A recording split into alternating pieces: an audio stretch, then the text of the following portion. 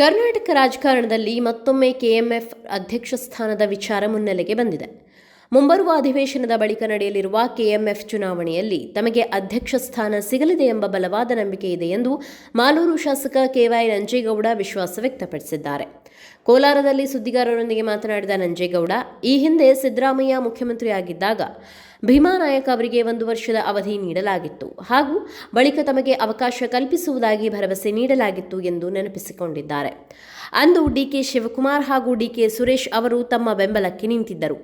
ಈಗ ಕೊಟ್ಟ ಮಾತಿನಂತೆ ಡಿಕೆ ಶಿವಕುಮಾರ್ ಅವರು ತಮಗೆ ಕೆಎಂಎಫ್ ಅಧ್ಯಕ್ಷ ಸ್ಥಾನ ಕರುಣಿಸಲಿದ್ದಾರೆ ಎಂದು ಅವರು ಭರವಸೆ ವ್ಯಕ್ತಪಡಿಸಿದ್ದಾರೆ.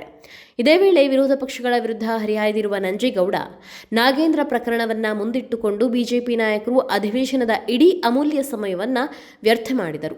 ಪ್ರತಿ ಶಾಸಕರಿಗೂ ತಮ್ಮ ಕ್ಷೇತ್ರಗಳ ಸಮಸ್ಯೆಗಳ ಬಗ್ಗೆ ಚರ್ಚಿಸಲು ಅವಕಾಶ ಬೇಕಿತ್ತು ಎಂದು ಟೀಕಿಸಿದ್ದಾರೆ.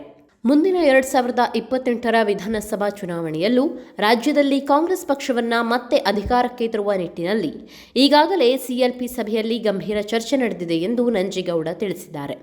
ಒಟ್ಟಿನಲ್ಲಿ ಕೆಎಂಎಫ್ ಗದ್ದುಗೆ ಯಾರಿಗೆ ಒಲಿಯಲಿದೆ ಎಂಬುದು ಈಗ ಕುತೂಹಲ ಮೂಡಿಸಿದೆ.